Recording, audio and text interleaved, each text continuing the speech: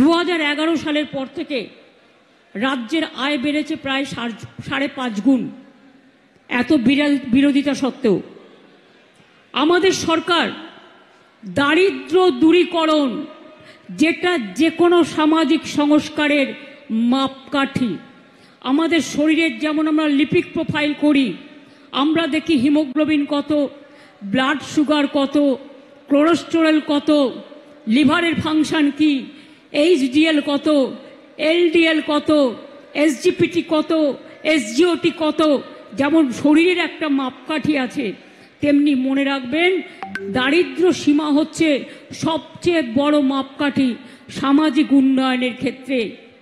আমরা সেখানে 2013 থেকে 23 সালের মধ্যে 1,72,00,000 মানুষকে দারিদ্র সীমার উপরে নিয়ে এসেছি।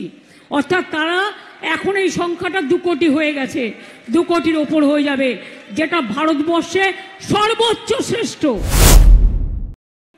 আপনারা জানেন বাংলায় যারা বলেছিল বিজেপি সরকার প্রতি বছরে 2 কোটি লোকের চাকরি দেবে, তারা প্রতি বছরে কত কোটি লোকের চাকরি খেয়েছেন এই 14 বছরে? আর আমাদের আমলে আমরা কিন্তু 2 কোটি লোকের চাকরি দিয়েছি এবং আমরা অনেক কর্মসংস্থান করেছি।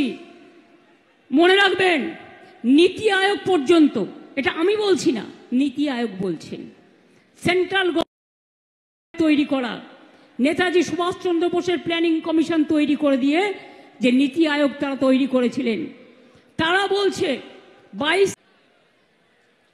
বেকারত্বের হার আমরা কমিয়েছি, 40% বেকারত্বের হার আমরা কমিয়েছি। কর্মদিগন্ত এশিয়ার বৃহত্তম লেদার কমপ্লেক্স, 35,000 কোটি টাকা বিনিয়োগ হচ্ছে, 7.5 লক্ষ লোকের চাকরি। বেঙ্গল সিলিকন ভ্যালি 27,000 কোটি টাকার বিনিয়োগে 75,000 আইটি কর্মসংস্থান হাব। মেট্রো কোচ, ওয়াগন ফ্যাক্টরি, জাহাজ factory, steel factory, power factory, Deucha Pachami, Jangalmahal, 6টা economic corridor, industrial park, MSME, small scale, medium scale, আমরা নাম্বার 1, স্কিলে আমরা নাম্বার 1, এমএসএমইতে মেয়েদের কর্মসংস্থানের দিক থেকে সেলফ হেল্প গ্রুপে আনন্দধারায় আমরা নাম্বার 1 ইন ইন্ডিয়া। আর জানেন কেন? কিছু হিংসুটে লোক আছে, দেখলেই জলে আর লুচির মতো ফলে। এরা হচ্ছে তাই 100 দিনের কাজে পরপর 4 বছর 5 বছর আমরা 1 নম্বরে ছিলাম, গ্রামীণ আবাস যোজনায় 1 নম্বরে ছিলাম, রাস্তা তৈরিতে 1 নম্বরে ছিলাম।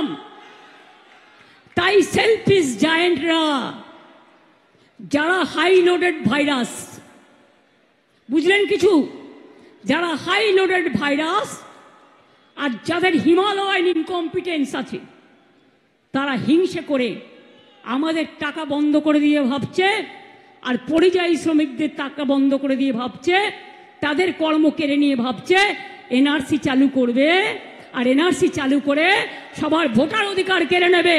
আমরা বলছি জীবন থাকতে কারো ভোটার অধিকার আমরা কাটতে দেব না।